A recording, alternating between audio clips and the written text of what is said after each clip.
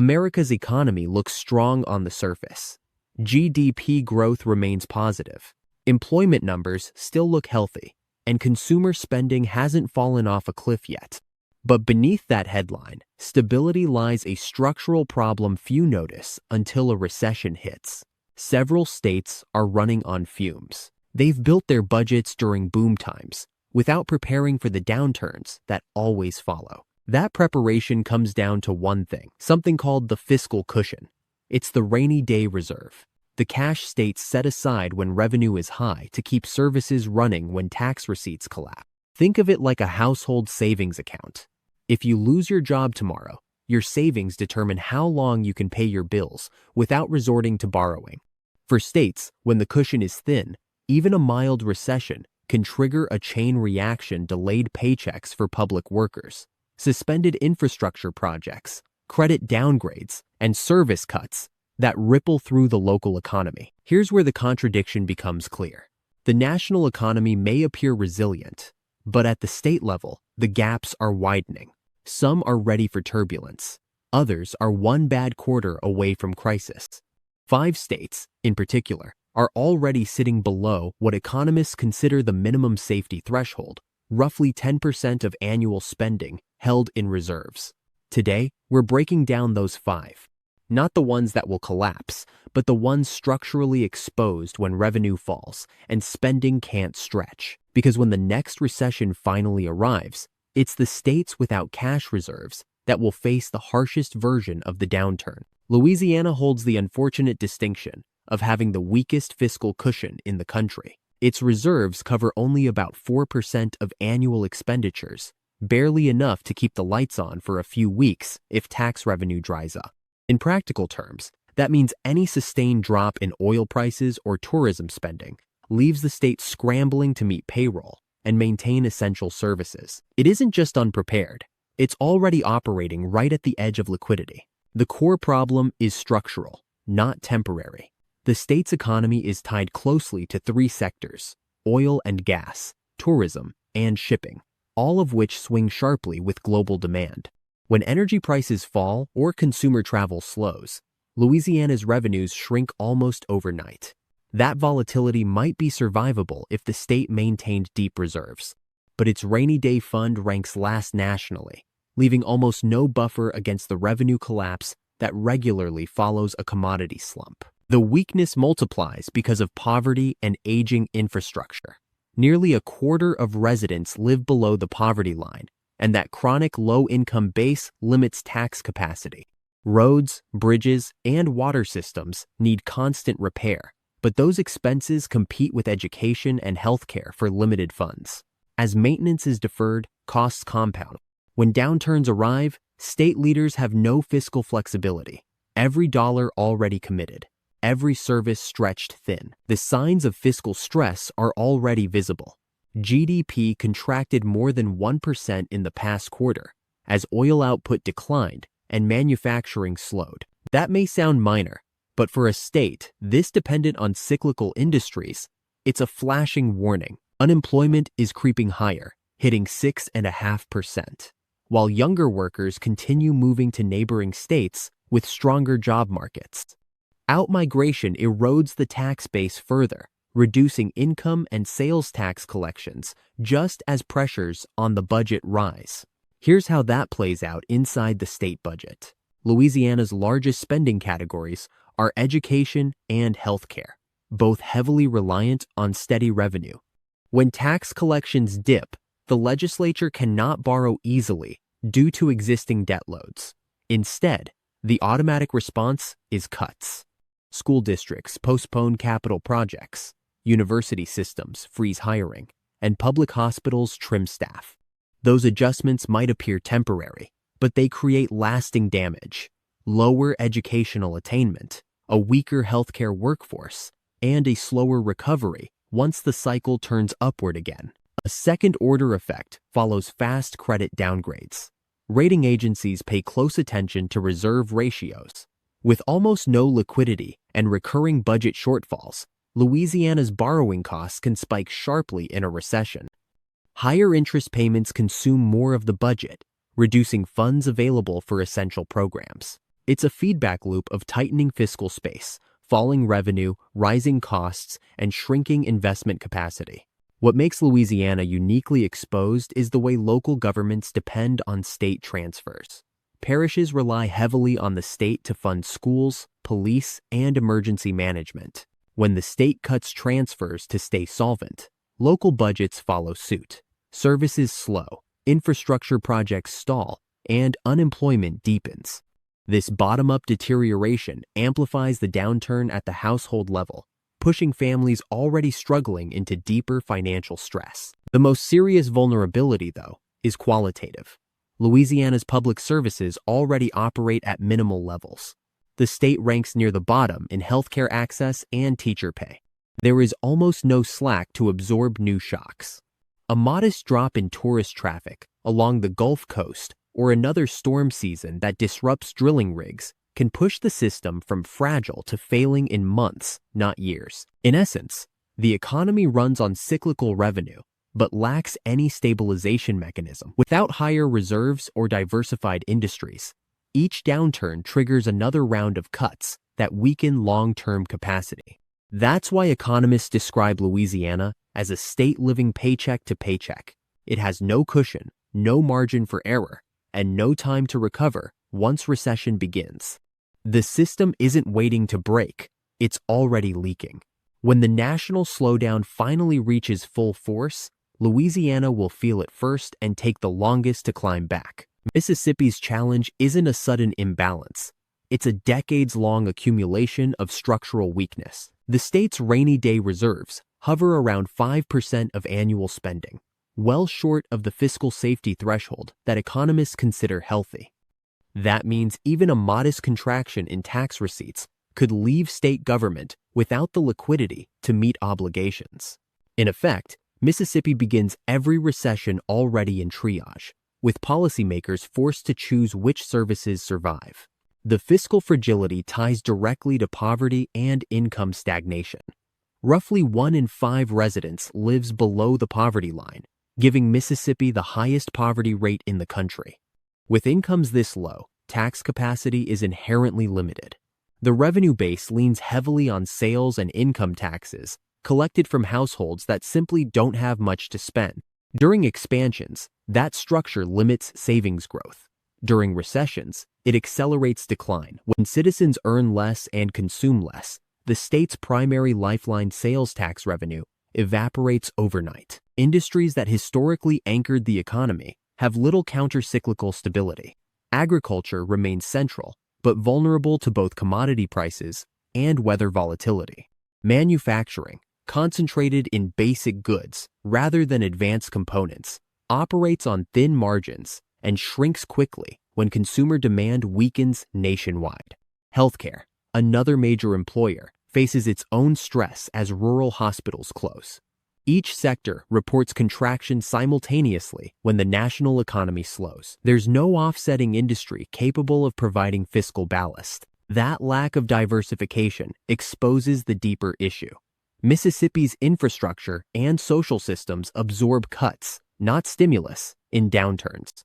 Years of underinvestment have left over 1,000 bridges in disrepair and a water system crisis in Jackson that still isn't fully resolved. When revenues fall, these deficiencies can't wait, forcing emergency spending that drains whatever reserves remain. The result is a reverse multiplier, money redirected from productive sectors to patching deteriorating assets, leaving even less for education or innovation. Rural healthcare illustrates the spiral vividly. When tax revenue weakens, state reimbursements to hospitals often arrive late or shrink. Facilities operating on razor-thin margins begin closing wings or shutting down entirely. That means job losses, reduced access to care, and lower economic activity across surrounding counties. Every hospital closure also translates into lost local payroll taxes and sales activity, feeding the next round of fiscal stress. It's a textbook example of how structural poverty and fiscal policy interact. The less capacity a region has, the more each cut magnifies decline. Education faces parallel pressures. Mississippi already ranks near the bottom nationally in per-student funding. When revenue drops, Districts defer maintenance, enlarge class sizes, or shorten school programs. Those decisions may balance the budget in the short term, but erode long-term growth potential by reducing workforce quality. Over time, weaker human capital perpetuates stagnant wages, shrinking the tax base further. The fiscal problem thus becomes generational, not cyclical. Credit markets recognize this vulnerability. Because reserves are shallow and revenue sources narrow, Mississippi's borrowing costs rise disproportionately during national downturns. Investors demand higher yields to offset repayment risk. That additional interest burden eats away at the limited fiscal cushion, effectively taxing future budgets before they exist. When the next recession hits, there's little room to maneuver, no deep reserves, no broad economy, and no political appetite for major tax reform. The outcome is predictable. Spending cuts or federal aid become the only options. But aid takes time, and cuts act immediately. Policymakers slow vendor payments, freeze hiring, and trim infrastructure plans. Communities dependent on state contracts stall, unemployment rises, and private consumption contracts again. By the time national recovery begins, Mississippi typically lags by multiple quarters. Analysts describe this as no recovery capacity, a condition where weak reserves and narrow industry mix remove the mechanisms that normally jumpstart growth. In essence, Mississippi's economy functions with built-in fragility. Persistent poverty limits revenue. Thin reserves magnify every shock. Infrastructure decay and healthcare collapse extend the pain. It's not a matter of mismanagement in one cycle, but chronic underinvestment across decades. When recession pressure finally broadens nationwide, Mississippi won't just slow, it will stall, trapped by a fiscal structure that offers no path back until external stimulus arrives. At barely 5% in reserves, the state stands defenseless when the storm begins. South Carolina has become a symbol of Southern growth-booming cities, new factories, and steady migration inflows. On paper, it looks resilient. GDP growth held up through recent expansions, and construction cranes still crowd skylines from Greenville to Charleston, but that growth conceals an underlying weakness. The state's reserves cover only about 6% of annual spending, half of what fiscal analysts recommend. It's a slim buffer for a government so dependent on industries that evaporate when households tighten spending.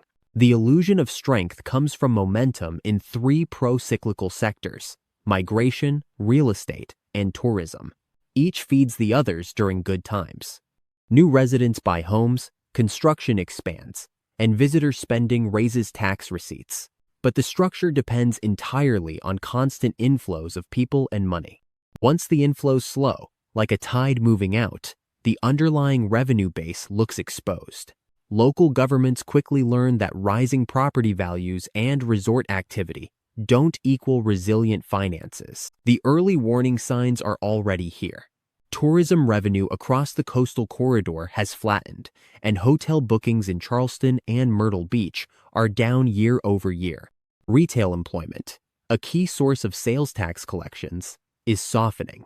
Meanwhile, the construction boom that drove much of the recent prosperity is cooling as mortgage rates climb. Permits are off double digits, signaling a future slowdown in building trades. With so much of state revenue tied to these consumption-driven cycles, even modest pressure at the national level pushes South Carolina's budget into deficit. Adding to the problem, housing affordability has become a central stress point. The median home price surged more than 50% in 5 years, while household incomes barely moved. Nearly 3 in 10 homeowners and 4 in 10 renters are now cost-burdened, spending over 30% of their income on housing. When that many households are stretched, retail sales taper and property taxes face political resistance. The government can't raise revenue without deepening voter strain, meaning the fiscal cushion erodes faster when a downturn hits. Public spending priorities further magnify exposure.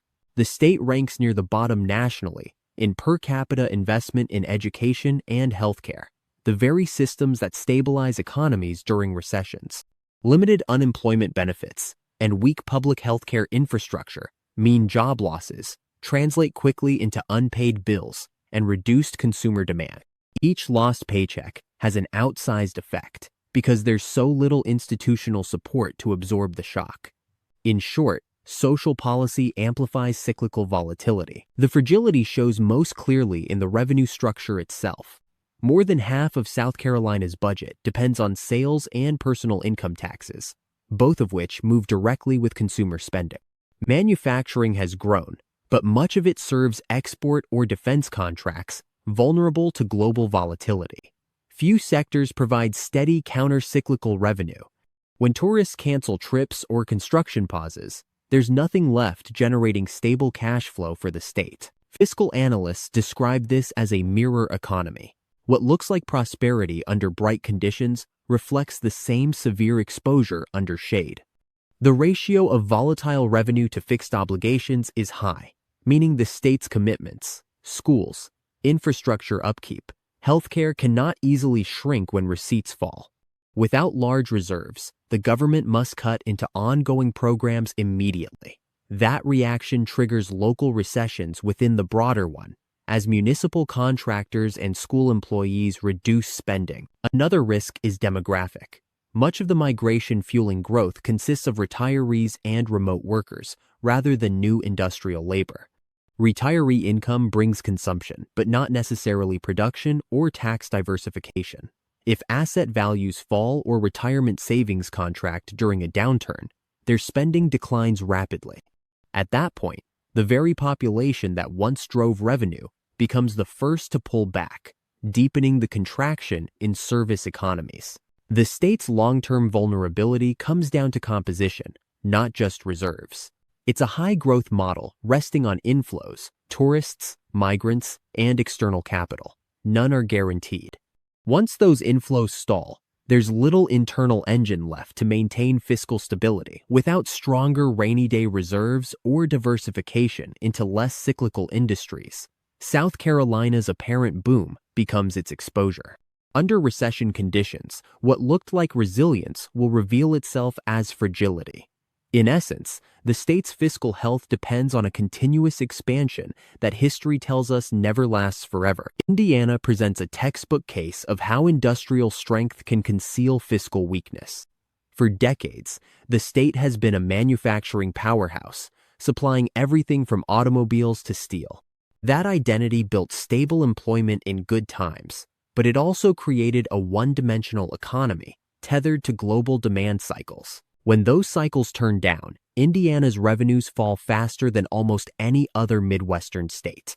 The fiscal cushion, meant to absorb those shocks, is thin. Reserves cover barely 6% of annual expenditures, ranking near the bottom nationally. Manufacturing dependence explains the exposure.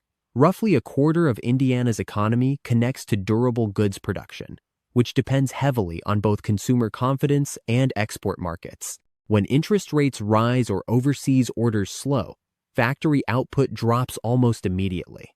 This year alone, GDP contracted just over 1%, and factory employment fell by tens of thousands. Those numbers might seem manageable, but the real problem lies in how tax receipts follow production. Sales taxes from car purchases, income taxes from industrial wages, and business taxes from corporate profits all decline at once. Because the state lacks a diversified revenue base, fiscal stress escalates faster than policymakers can respond. A strong rainy day fund could buy time. Indiana's doesn't. 6% of expenditures equates to perhaps 3 weeks of operational liquidity if revenues stall. During a recession, that limited reserve forces rapid spending freezes just as unemployment rises.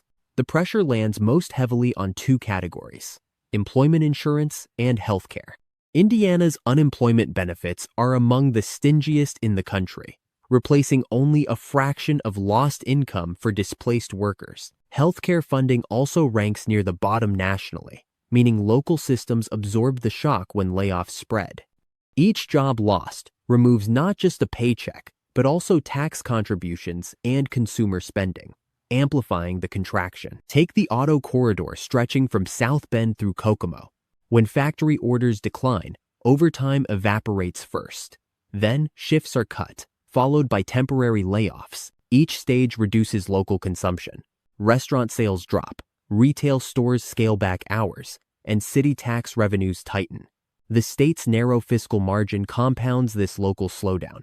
Without federal transfer boosts or borrowing flexibility, Indiana must trim discretionary spending quickly, often delaying capital projects or freezing education budgets. Those measures preserve short-term solvency, but strip away growth potential just when it's needed most. Housing prices offer little buffer.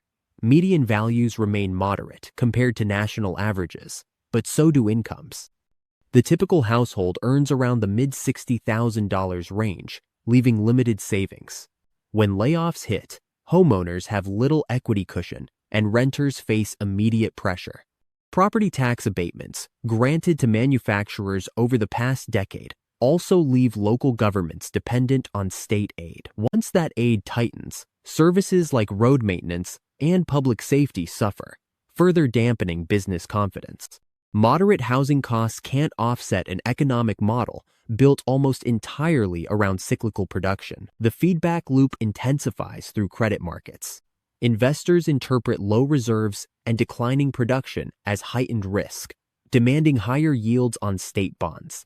Each percentage point in additional interest expense diverts millions from essential services to debt servicing. That shift reduces fiscal flexibility for the next downturn, locking the state into a pattern of short recoveries, followed by deeper contractions. Meanwhile, residents bear indirect costs in the form of weaker infrastructure and slower job growth. Indiana's policy design aims for low taxes and lean government, but that philosophy leaves little margin for crisis. The structural risk is that efficiency becomes fragility. Every unfilled position or deferred upgrade looks smart in recovery, but catastrophic in recession. When global demand softens, there are no alternative industries to stabilize income or diversify the tax base. Without stronger reserves or deliberate economic diversification, Indiana becomes a case study in the limits of efficiency. A single-sector economy can drive growth, but without a fiscal cushion, it has no shield when the wind shifts. Nevada's entire growth model rests on consumer confidence, and that's precisely what vanishes first when a recession begins. More than 60% of the state's revenue comes from gaming and sales taxes, both deeply sensitive to household spending. When tourists cut vacations or residents scale back retail purchases, the fiscal foundation instantly weakens. The state's rainy day reserves cover only about 5% of expenditures, barely a cushion. In practical terms, that affords maybe a month of operating flexibility before critical services face funding gaps. The vulnerability isn't abstract. It's designed into the system. Nevada's low tax structure attracts business and tourism, but it also limits steady revenue sources. There's no broad income tax base to offset volatility in consumption. During booms, this model feels efficient budget surpluses rise alongside casino profits and hotel occupancy. Yet when visitation drops, the tax inflow contracts overnight, while fixed obligations remain. Payrolls, schools, and emergency services don't shrink as fast as the tourists disappear. The math breaks down faster than lawmakers can respond. Signs of strain appeared early, well before any formal recession announcement. Tourism receipts in Las Vegas have already declined, hotel bookings fell double digits, and unemployment has started creeping higher. Every lost tourist dollar flows straight through state accounts because of how heavily gaming and retail taxes fund operations. Meanwhile, housing markets echo the service sector slowdown. Prices in Las Vegas dipped nearly 9% year over year, reversing the pandemic-era surge that drew investors back in droves. Many of those investors now hold properties worth less than their loans, producing rising negative equity and spreading financial stress to households that depended on rental income. Debt compounds the exposure. Nevada's households carry among the highest consumer debt loads, and delinquency rates are accelerating. When families struggle to service obligations, discretionary spending collapses, cutting even deeper into sales tax revenue. What begins as a tourism slowdown quickly evolves into a statewide fiscal contraction. With reserves this thin, Even routine revenue delays from tax collection can cause liquidity crunches inside state agencies. Payroll postponements and procurement freezes follow, radiating through local contractors and service providers. This creates a fiscal domino effect unique to Nevada's structure. Step 1. Tourist spending declines. Step 2. State revenue drops sharply. Step 3. Service cuts emerge often in health, education, or local aid. Step 4. Layoffs spread through the public and private sectors that rely on those contracts. Step 5. Consumer demand erodes further, deepening the downturn. Each cycle reinforces the last because the revenue stream is both narrow and highly elastic to confidence. Credit risks magnify the problem. Rating agencies reduce outlooks quickly when reserves fall near such low levels. Even a modest downgrade can raise borrowing costs enough to cancel capital plans. Nevada then confronts a trade-off between maintaining bond payments or continuing infrastructure spending that supports tourism's long-term health. Either choice slows recovery. Skip investment and competitiveness fades, increase debt service, and future budgets shrink. It's an economic balance built on a fixed table, stable only when no one moves. The deeper issue is diversification, or the lack of it. Beyond gaming and hospitality, few sectors generate durable tax income. Logistics and light manufacturing make gains but remain small in fiscal contribution. Energy exploration adds occasional boosts but varies with global pricing. In economic storms, these modest streams can't replace the sudden evaporation of hotel occupancy or entertainment revenue. The government's dependence on a single behavior visitor spending turns every dip in travel sentiment into a budget emergency. Consumer psychology thus becomes fiscal policy. When fear rises nationally, Nevadans feel it first because the state's income literally comes from people's willingness to spend freely. Unlike manufacturing or agriculture, you can't export tourism demand. You can only hope to sustain confidence. The pandemic offered a dress rehearsal. Shutdowns collapsed revenue almost instantly and required years of rebuilding. Yet the reserve laws and tax mix changed little afterward. That oversight leaves Nevada one of the least insulated states heading into the next contraction. Even within the boom, warning signs flash across socioeconomic indicators. Median wages stagnate relative to housing costs. Cost-burdened households exceed 40% in key metro areas. Those residents depend most on service jobs that vanish quickest when convention traffic slows. Each layoff feeds unemployment insurance claims, which the state must fund precisely when revenue dries up. It's the economic equivalent of paying higher bills just as your paycheck disappears. Nevada's volatility is self-engineered. Low diversification, minimal savings, and high debt dependence guarantee that any prolonged national slump becomes a sudden local fiscal crisis. The short-term efficiency of the model, keeping taxes low and services lean, creates long-term instability. Without a structural shift or larger rainy day reserve, each recession resets progress, forcing the state to rebuild from deeper deficits. The next downturn won't create Nevada's fragility. It will simply expose the one already built into its foundations. The recession risk facing these 5 states comes down to architecture, not accident. Louisiana, Mississippi, South Carolina, Indiana, and Nevada all rely on revenue sources that move directly with the business cycle: energy, manufacturing, tourism, and retail consumption. When those streams contract, their budgets collapse in sequence. Each maintains reserves well under the 10% stability mark, meaning they have days or weeks of flexibility where stronger states have months. The problem isn't timing, it's design. Their fiscal engines only function when growth continues. The shared flaw is a lack of fiscal cushion. In economic terms, reserves equal the time to maintain payrolls, fund health systems, or refinance debt before panic sets in. Without that cushion, events move too fast. Unemployment climbs, tax receipts fall, and credit markets tighten simultaneously. States unable to bridge those first few months face compounding losses, downgraded credit ratings, halted construction, and reduced consumer confidence. By contrast, States with thicker savings simply buy time to adjust policies gradually rather than cutting abruptly. But there's a wider implication here. For investors and workers, state-level risk now matters as much as national statistics. A balanced federal economy can still produce localized recessions when specific regions lack fiscal resilience.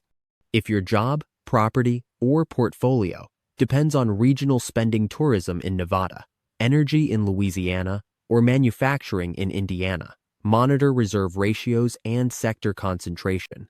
They reveal not just how quickly recovery arrives, but how deep the damage runs before it starts. Fiscal health isn't luck, it's preparation.